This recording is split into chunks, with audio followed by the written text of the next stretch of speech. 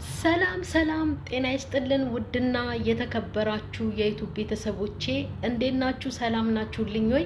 እኔ ያለው እግዚአብሔር ይመስገን እጅግ በጣም ደህና ነኝ። ቤተሰብ ሁላችሁም በያላችሁበት የእግዚአብሔር ሰላም ይብዛላችሁ። ኦርቶዶክሳውያን ዛሬ እናታችን በዓታ ማርያም ናት። ቅድስት ድንግል ማርያም ሁላችሁንም በያላችሁበት ተጠብቃችሁ፣ ሙስሊም ወገኖቼን እህት ወንድሞቼንም አላህ ይጠብቃችሁ። ሰላም ለሀገራችን ይሁን። ቤተሰብዬ ዛሬ ደግሞ ሄለንንም ኤብሱንንም እንደገና እንዳልክንም ይዤ ነው የመጣሁትና እንዳልክ ከነ ልጅሽ እቀበልሻለሁ አለ። የሄለን እርግዝና ውሸት ነው። እንደው ምን ይሻለናል ወገን? አንድ ግን ትልቅ ነገር ለሄለን መናገር የምፈልገው አለ። ምንድነው እሱም? በቃ አሁን የምትሰራው ስራ ድራማ ነው፣ ስራ ነው ታውቋል። ግን ርቀቱን በጠበቀ በቃ ከወንድ ጋራ ያለ መጠጋጋት አሁን ከያብ ስራ ጋራ በጣም እንደው ከዚህ ቀደም እንዳልክ ጋርም ከናቲ ጋራም ያላየነውን ነገር ሁሉ ከያብ ስራ ጋራ ስታረግ አይተናታል። ስታረግ ማለት እንግዲህ አልጋ ላይ አብራ ተኝታ ሆቴል ውስጥ እንደገና ደግሞ እቤት ፍራሽ አንጥፋ ተኝታ ብዙ ነገር ያው ታውቃላችሁ። ጠልቼ አይደለም ይሄንን ነገር የምናገረው፣ ግን ማወቅ ስላለባት ነው።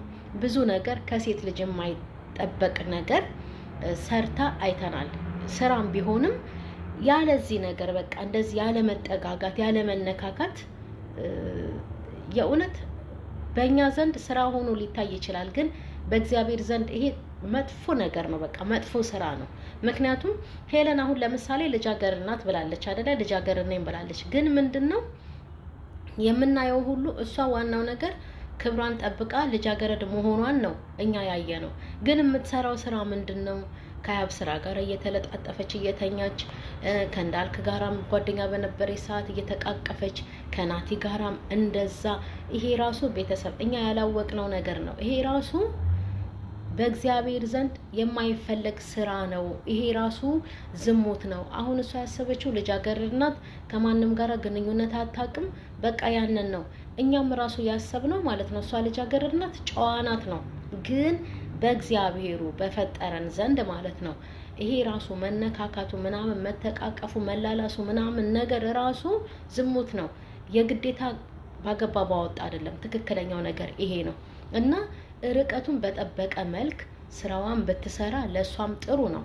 አሁን ብዙ ሰው እናያለን እኮ ሳይለጣጠፉ ከወንድ ጋራ ወንድ ይዘው እየመጡ ፕራንክ የሚያደርጉ ፍቅረኛቸውን ጓደኞቻቸውን ፕራንክ የሚያደርጉ አሉ። ለምሳሌ ሃይሚ ብሩክን በጣም ብዙ ፕራንክ አድርገዋለች ወንድ ይዛ መታ። ግን ብዙም እንደዚህ ተለጣጥፋ ምናምን ነገር አላየንም። ግን ተለጥፋለች ሲባል ብቻ ነው የሰማነው እንጂ ማለት ነው። እና ቢሆንም ግን ይህንን በጠበቀ መልኩ ትንሽ ለክብሯም ራሷንም ለማስከበር አሁን ለምሳሌ እንዳልክ እወድሻለሁ የኔ ነሽ ትመለሻለሽ ምናምን ነገር ዛሬ ፎቶ ለጥፎ ነበረ። ከነ ልጅሽ እቀበልሻለሁ አላት። እሺ ከነ ልጇ ይቀበላት እንበል። ለምሳሌ እሱን እንኳን እንውሰድ። በጣም ወዷታል፣ በነገሩ ተጸጽቷል፣ ቆጭቶታል፣ ይፈልጋታል። አሁን አብራው እንድትሆን አግብቷት እንደውም እንዲኖር ነው የሚፈልገው። ከነ ልጅሽ እቀበልሻለሁ አላት አይደል እንዴ?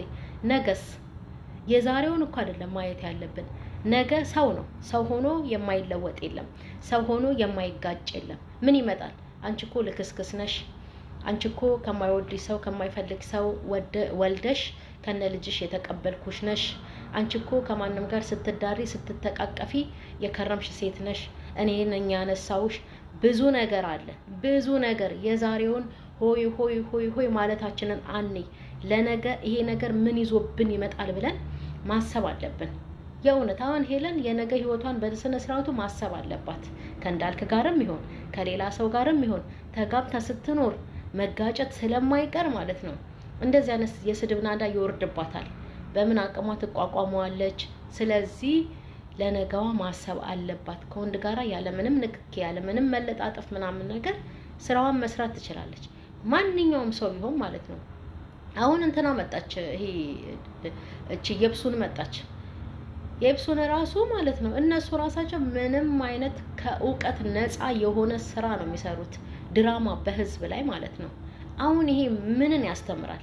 ምንንም የሚያስተምር ነገር የለውም። ይሄ ትንንሾች ልጆች አሁን አድገው የሚመጡትን በቃ ነገ ስታድጉ በእኛ እድሜ ስትደርሱ እንደዚህ አይነት ስራ ስሩ ብሎ ለትውልዱ ይሄንን የረከሰ ነገር ማስቀመጥ ካልሆነ በስተቀር ምንም አይነት አስተማሪ የሆነ ነገርን ሲሰሩ አላየውም። ይቅርታ አድርጉልኝ እንደዚህ የምጠርገው ትንሽ ሙቀት ስለሆነ ነው። እና ምንም አስተማሪ የሆነ ነገር እስካሁን ድረስ ሲሰሩ አላየንም። ምንድነው እንደዚህ አይነት የተንበጫበጨ ነገር? ሲቀጥል ደግሞ ይሄ ናሂ የሚባለው ሰውዬ ምን አይነት ድራማ ይዘው እንደመጡ ዘንድሮ እንዴ ብናያቸው አያውቁም። ምን ነው እናቴ ከክርስቶስ ስጋና ደም ብር በልጦበት ነው እንዴ? እንደዚህ አይነት አቋም ካለው እንደሚቀየር ከሆነ ለምንድን ነው እሱ በስጋ ደሙ ያገባው በቤተ ክርስቲያን ደም ያገባው እንዴ? በውስጡ የተቀመጠውን የክርስቶስ ክቡር ስጋውንና ክቡር ደሙን ቀለበቱን አውልቆ በቃል ኪዳን ያደረገውን እሱም አውልቆ መቀለጃ ያደረጉት ምን ነው? ይሄ አሁን ምን የሚያስተምር ነገር ነው? ከክርስቶስ የሰይጣን ስራ በልጦበት ነው እንዴ? አንተ ምናምን ነገር ይውላችሁ በጣም አትሸወዱ። አንዳንዶቻችሁ ጸበል ውሰዱት፣ ጸበል እንትን በሉት። አንዳንዶቻችሁ ሙቢም እሱም ምንም አልሆኑ። ምንም ሰይጣን የወደቀ መልአክ ነው። ቅዱስ ሚካኤል ቀጥቅጦ የጣለው መልአክ ነው። ይልቅስ ካልጠሩኝ አልመጣም ብሏል ራሱ ማለት ነው።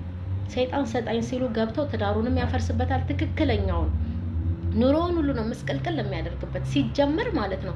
ናሂ ላይ ራሱ አንገቱ ላይ ያደረገው ነገር የሆነ ነገር ቢኖርበት አይደለም ውብዬን እየሄደ ሊለማመጣት አይደለም ውብዬን እየሄደ ልጆቼን አሳየኝ እያለ ሌላት ይቅርና ደጁንም መለስ ብሎ አያይም። ልጆቹንም ይጣላል፣ ሚስቱንም ይጣላል። ጭራሹም ደጁ ላይ እንዲደርስ የማያደርግ ነገር ነው እንደው ካሰብ ነው ማለት ነው። እና ሁሉም ነገር እኔ የእግዚአብሔር ልጅ ነኝ፣ እኔ ይሄኛው ምንም ነገር አያደርገኝም፣ አንተ ምናምን እንደዚህ አይነት ድራማ የለም። አንድ ሰው የእውነት ብዙ ሰዎች እኮ አይተናል። ብዙ ሰዎች መተት የተደረገባቸው በመድኃኒት በእጅ ስራ ቤታቸውን ንብረታቸውን ጥለው ሀብታቸውን በትነው ጎዳና የቀሩ ብዙ ሰዎች እናውቃለን።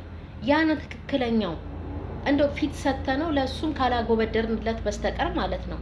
ግን ናሂ እየሰራ ያለው ድራማ ነው። ምንም አስተማሪ ያልሆነ ድራማ ምንም ጭራሽ ትላንትና እዛ ጫካ ውስጥ ኬት ጓደኛሞች ናቸው እኮ ሁሉም እንጂ የጠንቋይ ቤት እንደዚህ አይነት ጫካ ውስጥ ምናምን ነው እንዴ? ሰፈር ውስጥ ስንት ጠንቋዮች እኮ ቤታችን ጎረቤት ምናምን ሆነው አይተናል እኮ። ቤት ውስጥ አይደል እንዴ እንትን የሚሉት ሄደንም ገብተንም እንትን ባና የሆነ ነገር እንደዚህ ብለን ግን ያው ቤት እንዳላቸው ነው የምናውቀው እንጂ ዋሻ መርጠው የት ድረስ ነው ድራማ ለመስራት እዛ ድረስ ሄዶ እንደዚህ ሰይጣንን ከበላይ አድርጎት የሚያጎበድድለት። የእግዚአብሔር ልጅ ነኝ። መጀመሪያ ወደ ራስ ተመለስ ባለጌ። በጣም ነው የሚያናድደው መድኃኒዓለምን በጣም። ምን አይነት ትምህርት ነው ይሄ? ምን አይነት ትምህርት ነው? ቀለበት አወለቁ በስነ ስርዓቱ። ሰው በስነ ስርዓቱ ተጋብቶ በቤተ ክርስቲያን በክብር ተድረው ተጋብተው ቀለበት እስከ ማስወለቅ ድረስ ይሄ ዩቲዩብ እኮ ያላመጣው ጉድ የለም ቤተሰብ። እውነት ይሄ ብር እኮ ለካ በስመ አብ ወልድ የቄሳርን ለቄሳር የእግዚአብሔርን ለእግዚአብሔር የተባለው በእውነት ምን ጉድ ነው እንዴ? ሁለት ወደው በቤተ ክርስቲያን ተጋቡ። እዚህ ጋር ደግሞ ብር ሲመጣላቸው የዩቲዩብ ብር ቀለበታቸውን ማውለቅ ጀመሩ። ብሩን አስበለጡ ማለት ነው። ምን አይነት ትምህርት ይሰጣል አሁን ይሄ? ውብዬም ብትሆን ትክክል አይደለችም። ውብዬ ብትሉ ውብዬም ማለት ነው ድራማ ውስጥ አለችበት። በስነ ስርዓቱ የውሸት የፌክ ነው የሚሰሩት።